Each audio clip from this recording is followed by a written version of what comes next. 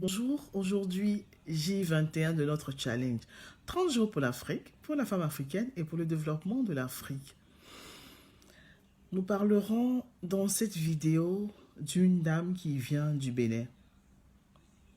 Elle s'appelle Sedong Ongbe. Excusez-moi, je n'ai pas l'accent. Mais Sedong Ongbe était la chef des fameuses Amazones du Bénin, bien ancrée dans l'histoire.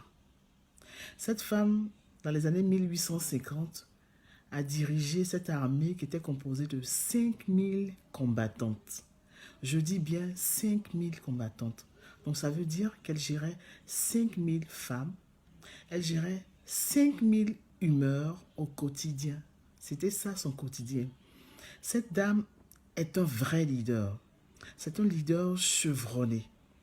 Parce qu'aujourd'hui, nous remarquons dans nos associations de 10, 20, 30, 100, 200 personnes qui se disloquent à cause de nos humeurs, à cause de nos intérêts, à cause de nos critiques malsaines. Mais cette dame a tenu à diriger une armée de 5000 femmes. Son leadership n'est même pas à démontrer. Et ces femmes ont combattu aux côtés des hommes dans l'armée de Béhanzin. Si vous vous rappelez, dans l'armée de Béhanzin, ce n'était que de ces femmes qu'on parlait.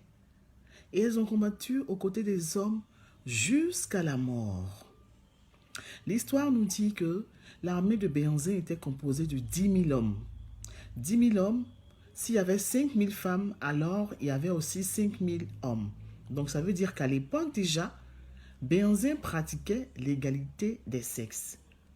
Si je ne me trompe, sauf erreur de ma part, il pratiquait déjà l'égalité des sexes. C'est aujourd'hui qu'on en fait la propagande.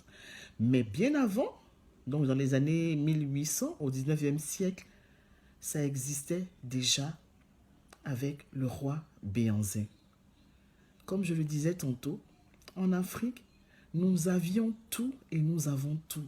Alors, inspirons-nous de ces histoires fortes et riches en moralité afin de construire notre continent qui est le berceau de l'humanité.